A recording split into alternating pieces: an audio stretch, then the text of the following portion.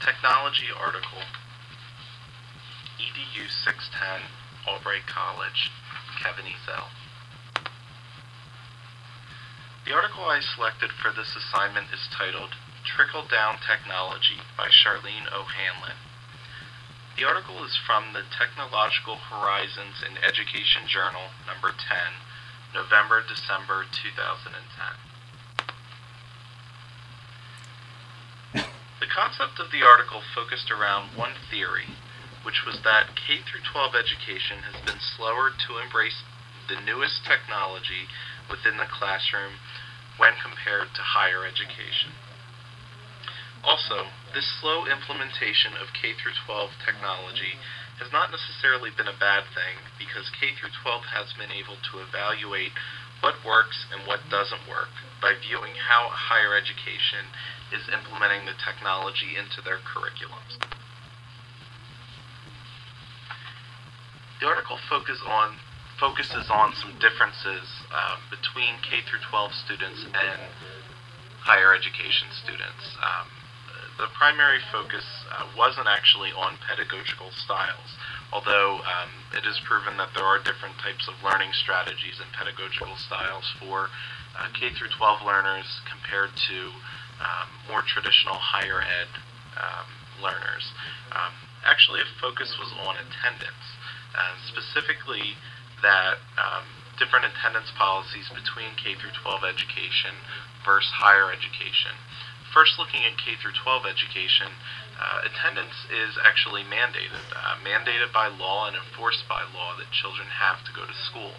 Whereas in higher education, you get into some of your intro lecture courses at larger institutions, and even smaller institutions, attendance may not really be required or even enforced.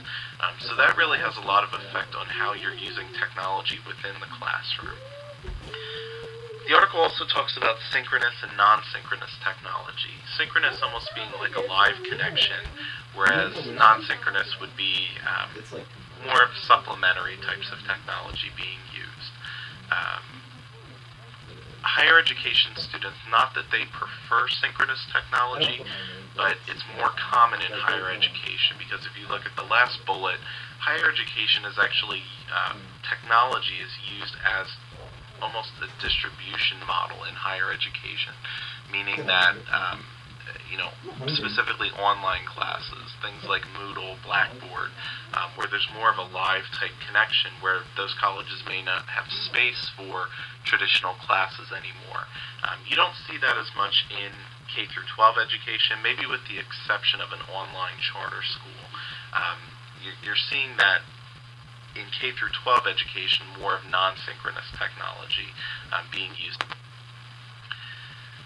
I like this quote from the specific reading I chose when referring to current K-12 technology. It's really preparing youth for a borderless marketplace when they graduate. And at the end of this presentation, we'll talk a little bit about industry and how it actually has some effect on K-12 education. But I did want to give you a few ideas that were actually spoken about in this class already as far as how technology is being used currently in K-12 curriculums. Some ideas that were given were brainstorming via chat room, viewing presentations at any time, which I am going to talk about, blogs and wikis, which we already have. One thing I wanted to give you with this presentation was something you could take home with you. And just to show you how easy implementing technology can be, I wanted to talk about something called lecture capture. Lecture capture is where you as an instructor can literally make a huge difference as far as giving access to students, specifically about a lecture or an assignment. So let me go over the directions and talk about this a little bit further. What you would do is you would prepare a 30-minute lecture divided into 3 10-minute chapters. You would record each lecture with a webcam, which directions are easily found online for this. You would upload it into YouTube or another video sharing website into those 3 specific chapters of 10 minutes long, and you would tag them for whatever course it was specifically. You would then share that information with students. What that's going to allow you to do is it's going to allow you to post your lecture online. So if a student is absent, they would be able to access their lecture that they missed anywhere with an internet connection. It could also help students with special needs or students that need extra help, giving them access for a second, third, fourth time to that lecture. There's also some options that you could pre-record the lecture or just record it in class, but tell students that they're not going to need to take notes for this, that it will be pre-recorded and that they can really focus on listening and being a part of it rather than just be a note taker. Another option is actually literally pre-recording it before class, having students watch it before class and then coming to class and discussing it. It's being more efficient as far as class time goes. It's providing more ownership to students as far as what they need to do. And again, it's being a more interactive type style of learning to kind of supplement the lecture. Really, the conclusion of this article, as I mentioned before, is talks a little bit about industry and the role that industry plays.